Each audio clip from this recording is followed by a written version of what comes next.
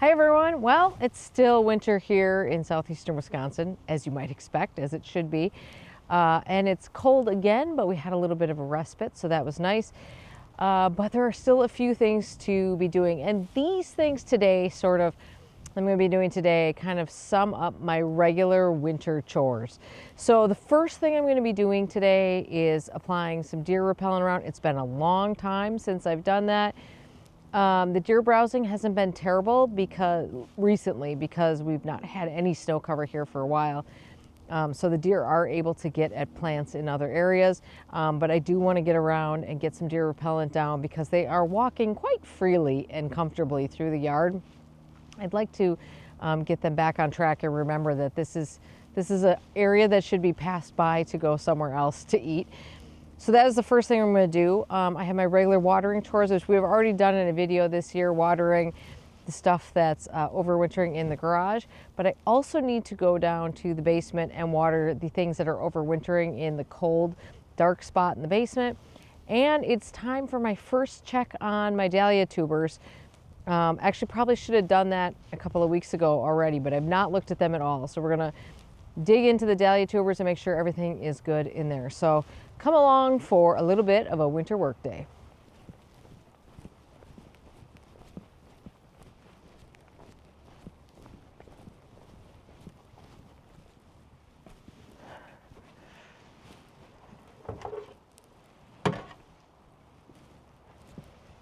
So the deer repellent that I'm using today is this one. This is deer scram. Now I have used the deer scram that comes in a big 5-gallon bucket before, and that one's labeled deer scram professional. And I can't figure out from any packaging I've seen anywhere whether the professional refers to because you're buying it in a 5-gallon bucket or whether there's an actual difference between that product and what this is. I didn't really want to buy the 5-gallon bucket. So I just bought this, which should get me more than around the yard. But the recommended method of applying that, now, so that's a granular formula. And I was looking for granular because I don't really want to go spraying wet stuff on plants when it's below freezing temperatures. In addition to that sounding quite unpleasant, I don't know if it's great to be, putting something like that on plants that's going to freeze onto the branches. So we're going to use this granular method, and the way they want you to do that is with a hand spreader. So that is what we are going to do. One lesson I've learned when applying this is to watch where you are in relationship to which way the wind is blowing when applying this, because it will go all over you. So I will be doing that in a way in which I don't get covered in it, which I have before, and it's pretty gross because the main ingredient in this is essentially dried blood solids, which is not uncommon for deer repellents. So I'm actually going to start on the other end of the driveway here. Now, when you apply this stuff, you got to always check the instructions on all these products because they all have a different application method. But the way you're supposed to apply this one is to essentially create a barrier around your property. It's not so much about protecting individual plants, it's about actually putting a barrier that they don't want to cross around the property. So I will do my best to do that, although it's a little bit hard to get to some places. So I will at least do barriers around beds, I think.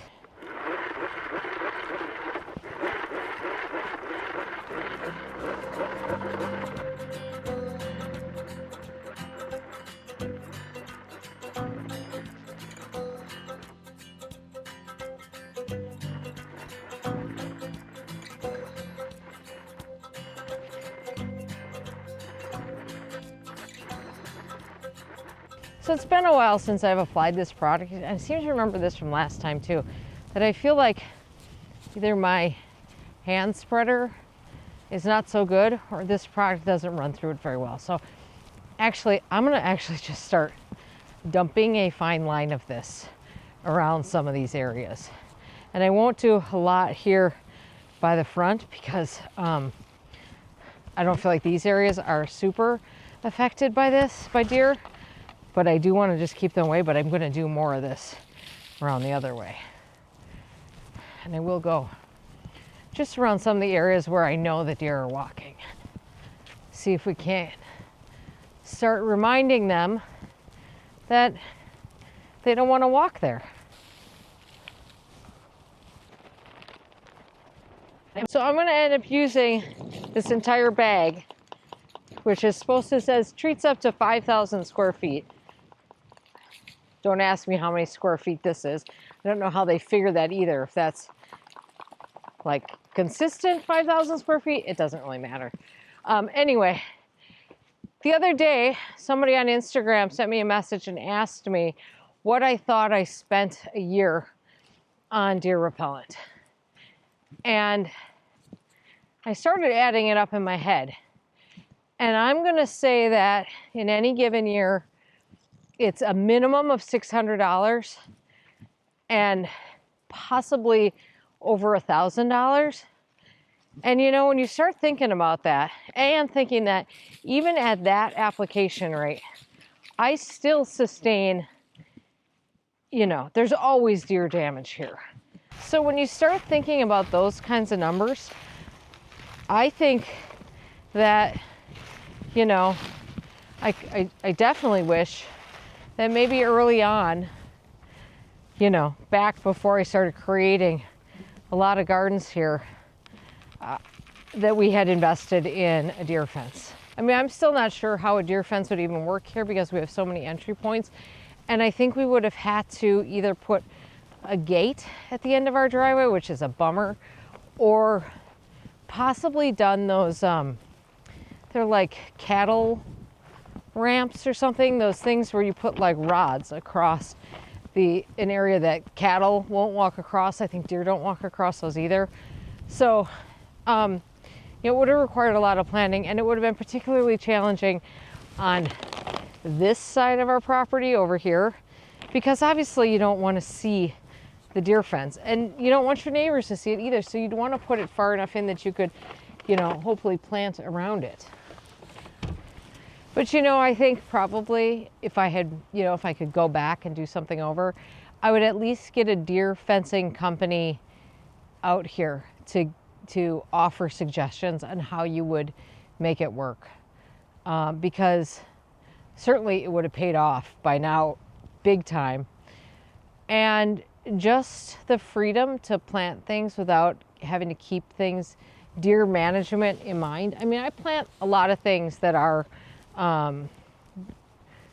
intentionally deer resistant, purposely deer resistant, or the things that I know that are not super deer resistant. We had a whole conversation about this in another video, and deer resistant is a very loose term because it depends so much on so many different factors, including the type of winter you're having, the herd that you have there, the availability of food, just the ebbs and flows of the population, what's happening in other areas. Anyway, all that's gone because I don't see us investing in that now. I think we've got too much garden in and too much would have to change. So this is sort of a woulda, coulda, shoulda thing. And I do wish I had at least explored what the options were before we kind of created this whole yard. Anyway, long story short, deer repellent is done to the extent that it is. But by the way, my point was that was like a $30 bag of deer repellent. And so you can see how it adds up pretty quick. You guys have seen me watering the plants in the shed before already this year and in previous years. These are just the overwintering shrubs and other plants that I have in there. They get a small amount of water just so that they don't get totally dry. It's not a flooding thing. It's just a small amount of water. The soil is frozen, but I like to keep a little bit of water in there because I do think the top layer kind of thaws out and then freezes again. So let's go down to the basement and do our stuff down there. Well, we're down in the scary basement where things happen this time of year. Here's a little shot in my new seed starting area. So I got myself a little magnetic whiteboard so I can make some notes on it. And then in addition to these guys, these little seed suitcases that you've seen me using for a long time and the rest of the internet uses, I also got myself these things, which are these little seed pockets from a company called Love Your Seeds. And I'm organizing because the one problem I have here is this is great for like long-term storage, but like when I need to start organizing what gets planted when, that's where this system doesn't work so well. So I got some of these pockets. So like these are the seeds that I'm going to plant on February 15th. So this is snapdragons, coleus is in there. What's this? Impatiens is in there. So anyway, those are the seeds that I've kind of pulled to start getting myself organized for when, and my goal is by the time we really get into seed starting that I've got this system pretty well organized. So on the day that I'm going to plant those, or I'm scheduled to plant those, I can just grab that pocket, plant those seeds, and then put them away and forget about it. Anyway, let's go take a look at and this is my spreadsheet, which I update pretty much every year, though I'm missing a lot of stuff on it this year. Okay, let's go take a look at the cold storage. Okay, most of you have seen this before. These are the insulation board doors that I have made into this room, which is our well room, and this is where I keep all the things, and it's real scary in here. It's 45 degrees in here right now, which is about perfect. I have to leave this door open and closed depending on the temperature. So 2 bananas here. They've just been sitting there. I did not cut the tops off them this year, so they're just sort of, they're there. I talked a little bit about that in that storage video. Down here, I've got my Little Miss Figgy Fig. In that back corner, I've got the Datura. And I think that's it for like plants that are in here. And then here I've got my dahlias stacked up. And then up here I actually have a tray of ranunculus that I'm starting to pre-sprout. I haven't made any videos about that. I haven't even mentioned it because this is my first year doing it. And I want to do it once. There's a lot of good videos out there, people who know what they're doing. I'm actually following some of those videos. So I don't want to talk about it until I've done it, if that makes any sense. I don't want to give bad advice. I actually think I started these too soon, but we'll see. So anyway, that's that. Well, I certainly didn't need to fill up this whole watering can like this because we don't need all this. So these things are not frozen, unlike the stuff in the garage. So what I like to do is pull out each of the dahlia storage boxes individually and actually pull a tuber out, like feel around it a little bit and then pull a tuber out. So I'm just going to grab this one here on this one. The bedding, everything's looking fine. I don't see any signs of anything bad, but I pulled this tuber out, or this, clump of tubers, because I like to store it in clumps. And you'll notice like here, and not there so much, and here, like there's a little sign of things starting to shrivel a little bit. And that is a sign that there is not, we might be getting a little dry. So what I'm going to do for this one, and by the way, I'm not surprised. This was the top one, so I would expect this to be the driest of them. And also I've got the bottom 3 bins. You'll see when we go back in there. I've got the bottom 3 bins have a like big trash bag kind of pulled up around the sides of them because I don't want anything touching concrete. So it doesn't surprise me that this one might be a little dry. So I just take my mister and I'm misting the bedding here, the wood shavings bedding that I'm using here, not the actual tubers. And then I just seal them back up again. And that's, in my experience, that's not enough water to make it too wet. And it is enough, kind of soaks into the bedding a little bit to keep things a little bit moister.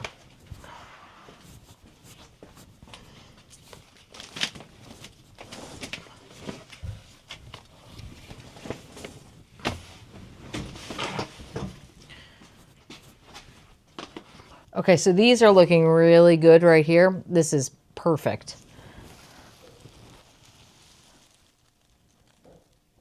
As is this one. So I'm going to say these are feeling pretty good, and I'm not going to do anything on these. I'm just going to seal those right back up again.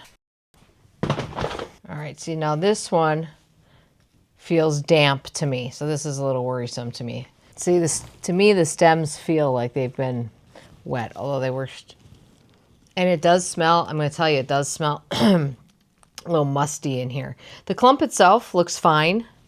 What is this? Oh, this is Hamari Gold. And I remember looking at this clump going, how in the world am I going to divide that thing? Because look at that.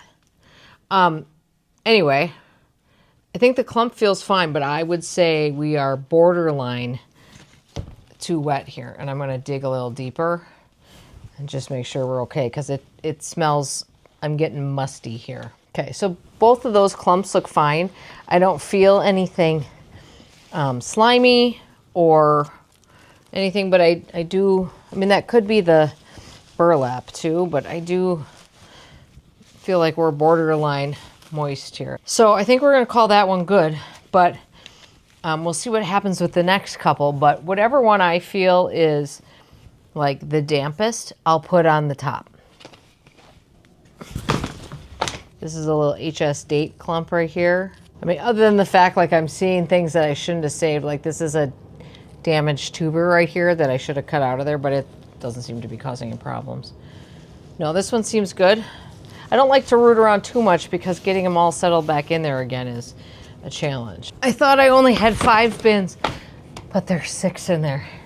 Okay, this one, I saved all the tags that I had collected for when I pot them up, so I don't have to make new tags, and I don't know where the other ones are. Oh, okay, here we go.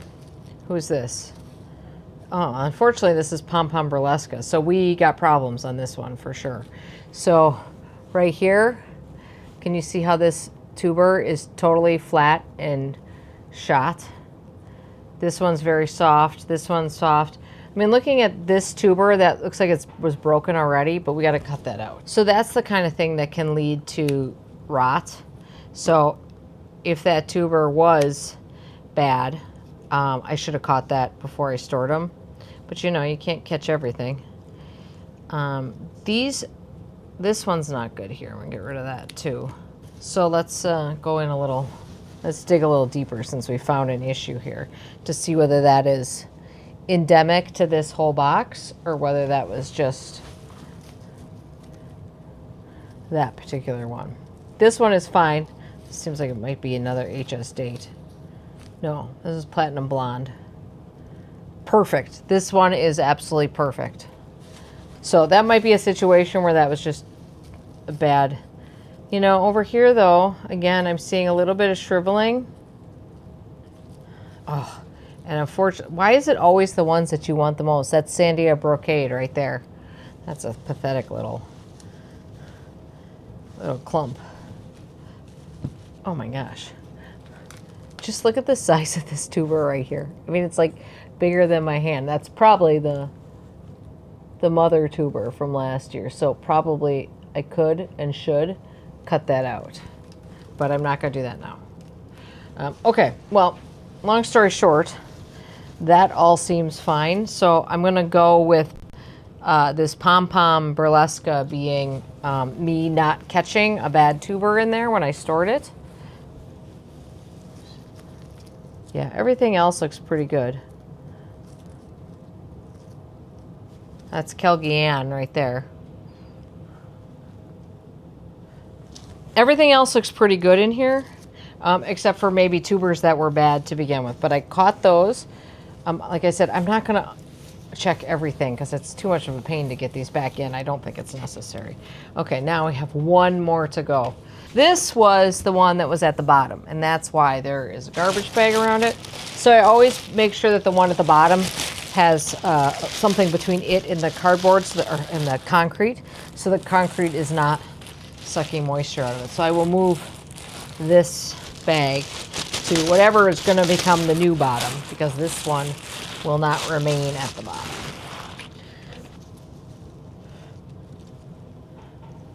Okay, first one I pull out. What is it? Nicholas. Looking pretty good, but I'm seeing signs of some shriveling right here. Now, shriveling alone is not like the end of the world. I've planted a lot of shriveled tubers before, and they grow just as well as the non-shriveled ones. But I think it can be a sign of what you know, might be going on. And it is something you do just want to be, I mean, I wouldn't throw that out if I saw a tuber like that, for sure. That guy is nice and healthy. Ooh, that's Pam Howden. Look at her. We got some kind of weak necks up here, but otherwise looking pretty good on that one. I'm going to lay that in gently though.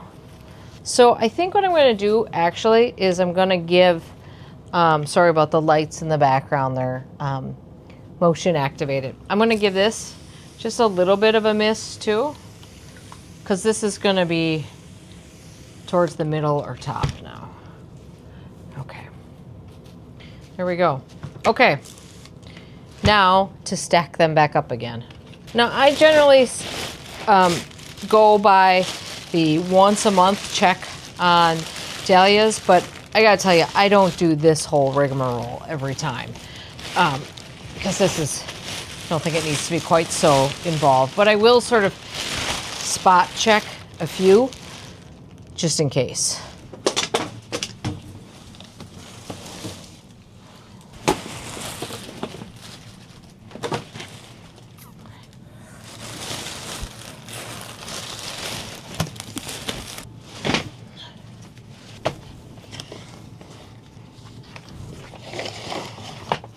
There we go. That is an insane dahlia tuber stack. Yes, it's a little not straight, which scares me a little. I've tucked it behind a pipe, which is probably not a good idea. Anyway, okay, everything is set here for now. We've done everything I need to do. I don't need to come back for at least a month, in my opinion, to check on what's happening here, other than just keeping an eye on the temperature, which is right there, which you can see has gone up 5 degrees or 4 degrees since we came in here. That is a Bluetooth. It's either Bluetooth or Wi-Fi, or maybe both, thermometer, so I can catch it on my phone too. And then I always keep it dark in here and close it up. Okay, so those are pretty ordinary and not exciting winter jobs for me, but all necessary. And equally as important, they also keep me from doing something silly like starting seeds too soon. This time of year, I know you're excited. In most cases, for most seeds, it's too early to start. And starting seeds too early is about the worst mistake you can make when you're seed starting, because you're almost always going to end up restarting. Plus, one of the things I've learned over the years is that it's all very exciting to start growing them, but by the time you have a whole bunch of them inside and it's time to start hardening them off and everything, you wonder why you have so many things growing. So do hold off in most cases. You want to be holding off on starting seeds yet. There's exceptions, of course. It depends a little bit on where you live, but certainly for me, my first thing that I'm starting is snapdragons, a couple other things, February 15th or thereabouts. If I was growing onions from seed, I probably would have started those by now. That's about the only thing I can think of that I would have started by this point. All right. Thanks for coming along on this little winter workday with me. I will see you soon. Thanks for watching. Bye-bye. Have a great day in your garden.